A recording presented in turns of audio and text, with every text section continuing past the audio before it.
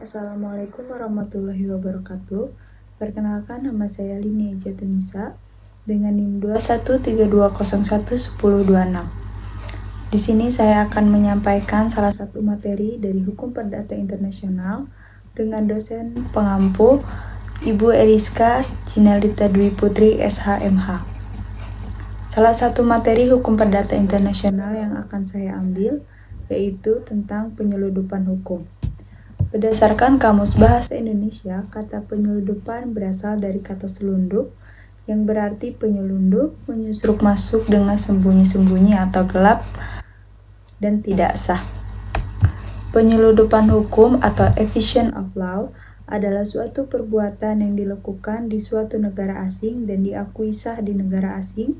Itu dapat dibatalkan oleh forum atau tidak diakui oleh forum bila perbuatan itu dilaksanakan di negara asing yang bersangkutan dengan tujuan menghindarkan diri dari aturan lex fori atau menghindari keputusan hakim dan pengadilan yang mengadili yang melarang perbuatan itu dilaksanakan di wilayah forum.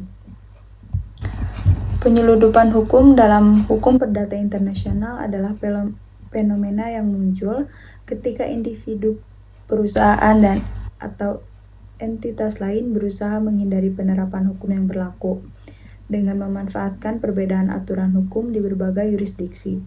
Praktik ini tidak hanya menantang integritas sistem hukum, tetapi juga menimbulkan masalah serius bagi penegakan hukum yang adil dan konsisten di tingkat internasional. Pada dasarnya, penyeludupan hukum adalah upaya meloloskan diri dari ketentuan hukum yang dirasakan merugikan dengan menciptakan situasi hukum yang lebih menguntungkan. Salah satu cara umum yang dilakukan adalah dengan mencari yurisdiksi yang memiliki aturan yang lebih longgar atau lebih mendukung kepentingan pihak yang bersangkutan. Penyeludupan terjadi jika ada seseorang atau suatu pihak yang untuk mendapatkan berlakunya hukum asing telah melakukan suatu cara yang tidak dibenarkan dengan maksud untuk menghindarkan pemakaian hukum nasional dengan tujuan menghindarkan suatu syarat atau suatu akibat hukum tertentu yang tidak dikehendaki, ataupun mewujudkan dan menciptakan suatu akibat hukum yang dikehendaki.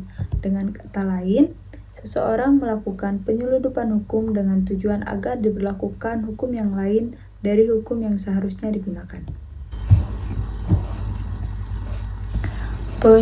Penyeludupan hukum tidak sama dengan pilihan hukum, karena pada pilihan hukum secara objektif, para pihak memilih stelsel hukum yang berlaku bagi subjek maupun objek yang terlibat dalam suatu kontrak. Kaitannya dengan ketertiban umum, yaitu ketertiban umum merupakan suatu rem darurat bagi berlakunya hukum asing dan pemakaian otonomi para pihak yang terlampau leluasa, dan ketertiban umum juga menjaga bahwa hukum yang dipilih oleh para pihak tidak bertentangan dengan sendi-sendi asasi hukum dan masyarakat di suatu negara. Namun, berbeda dengan penyeludupan hukum di mana secara nyata para pihak menggunakan pilihan hukum yang tidak seharusnya atau tidak sebenarnya dilakukan. Para pihak dalam hal ini mengikuti ketentuan yang dibuatnya sendiri. Penyeludupan hukum juga mempunyai hubungan yang erat dengan ketertiban umum. Kedua lembaga ini bertujuan agar supaya hukum nasional dipakai dengan mengenyampingkan hukum asing.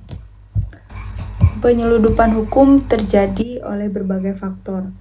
Yang pertama yaitu perbedaan yurisdiksi dan hukum antar negara. Setiap negara memiliki sistem hukum yang berbeda, dengan aturan dan regulasi yang dapat bervariasi. Perbedaan ini menciptakan peluang bagi individu atau perusahaan untuk memilih yurisdiksi yang paling menguntungkan bagi mereka.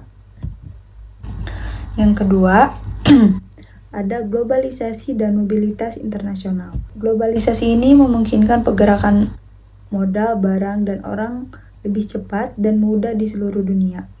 Mobilitas ini memberikan kesempatan bagi para pihak untuk memanfaatkan perbedaan hukum antar negara dengan berpindah dari satu yurisdiksi ke yurisdiksi yang lain yang lebih menguntungkan.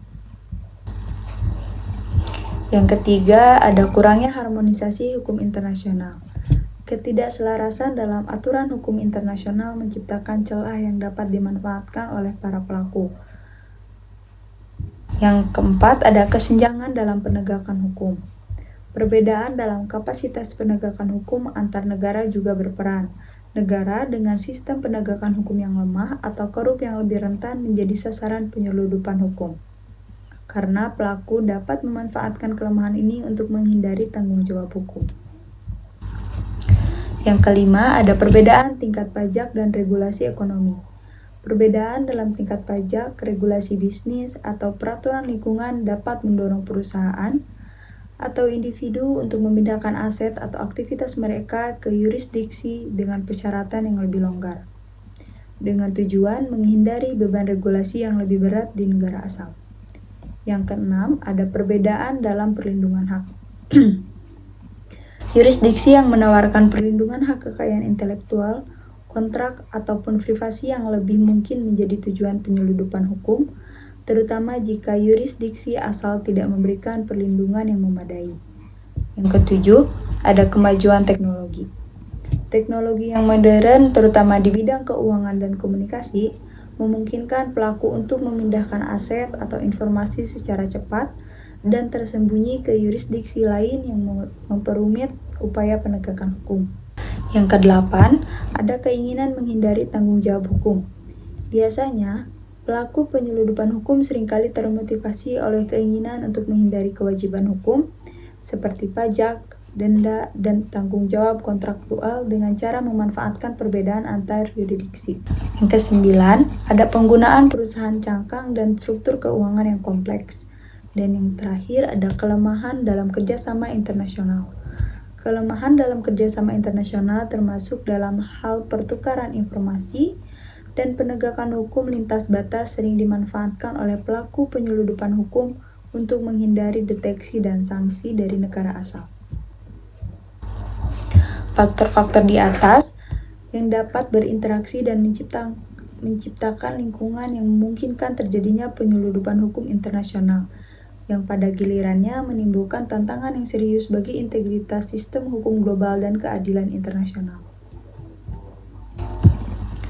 Penyeludupan hukum perdata internasional merujuk pada praktik di mana individu atau entitas mencoba untuk menghindari penerapan hukum yang berlaku dengan memanipulasi situasi atau fakta-fakta yang terkait. Hal ini dilakukan dengan sengaja mencari yurisdiksi hukum yang lebih menguntungkan atau dengan membuat fakta-fakta seolah berada di bawah yurisdiksi yang diinginkan.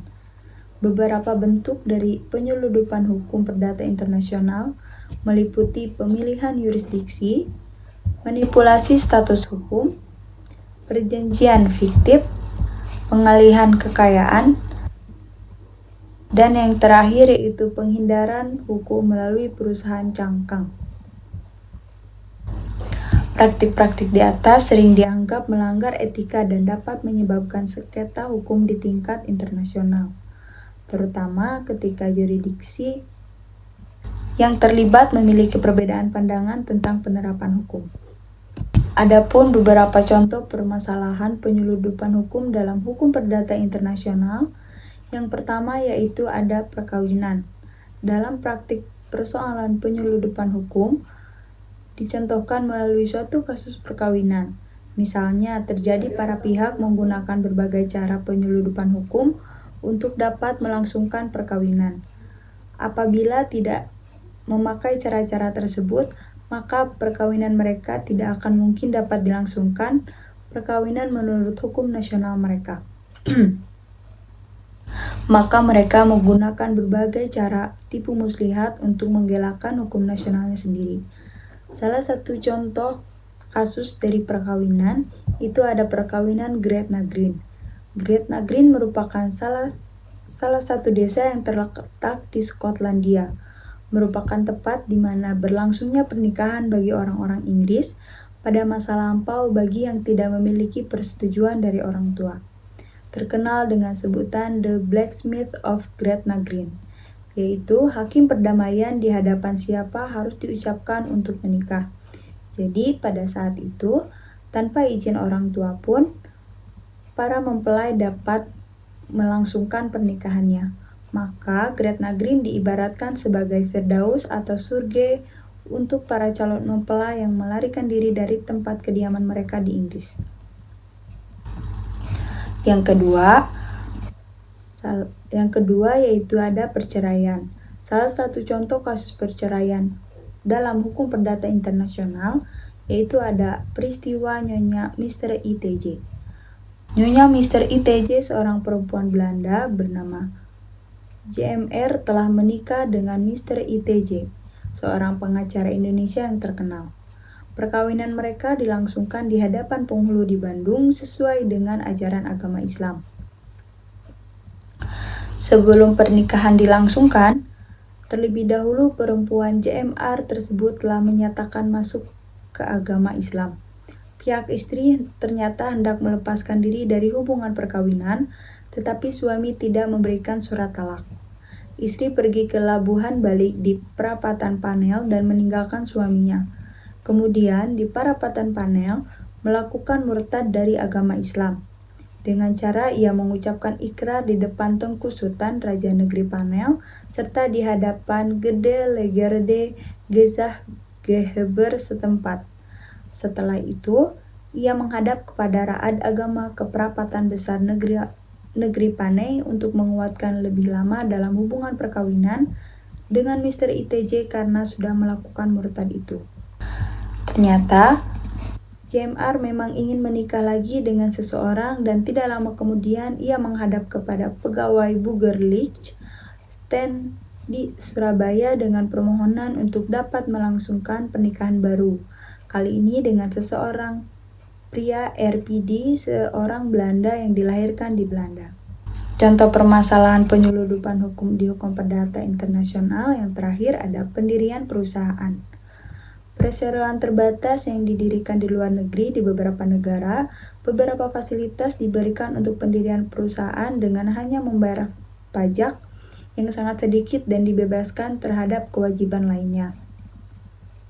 Untuk menggelakkan pajak-pajak, seringkali orang atau perusahaan mendirikan badan hukum di negara-negara tersebut, sedangkan pusat-pusat kegiatan perdagangannya adalah di negara lain. Saat ini terkenal dengan negara-negara seperti British Virgin Islands, Panama, Liechtenstein, Austria, Saint Kitts and Nevis, Belize, Hong Kong, dan negara lainnya yang dikenal dengan sebutan tax haven countries. Selain itu, kapal-kapal pun sering didaftarkan di Panama atau Liberia karena fasilitas tertentu yang mana dalam hukum laut disebut sebagai flag of convenience. Negara-negara tersebut hanya menerima biaya untuk pengurusan administrasi untuk mendapatkan izin penanggungan bendera mereka, namun tidak bertanggung jawab terhadap hal-hal yang terjadi setelahnya. Penyeludupan hukum menimbulkan tantangan besar dalam hukum perdata internasional karena menimbulkan konflik yurisdiksi dan membuat penegakan hukum menjadi rumit. Yurisdiksi yang berbeda mungkin memiliki pandangan yang berbeda tentang hukum mana yang harus diterapkan, terutama dalam sengketa yang melibatkan lebih dari satu negara. Hal ini juga bisa memicu ketidakadilan karena pihak yang lebih kuat atau lebih kaya dapat memanfaatkan perbedaan hukum internasional untuk keuntungan mereka sendiri, sementara pihak yang lebih lemah seringkali tidak memiliki akses yang sama. Secara keseluruhan, penyeludupan hukum dalam hukum internasional adalah isu yang sangat kompleks dan penuh tantangan. Untuk mengatasi hal ini, diperlukan kerjasama internasional yang lebih erat, harmonisasi hukum, dan penguatan mekanisme penyelesaian sengketa internasional. Tujuannya adalah untuk memastikan bahwa keadilan dapat ditegakkan dengan konsisten dan bahwa tidak ada pihak yang dapat lolos dari tanggung jawab hukum mereka melalui manipulasi yurisdiksi. Sekian pemaparan salah satu materi hukum perdata internasional. Mohon maaf apabila ada salah penyebutan kata. Wassalamualaikum warahmatullahi wabarakatuh.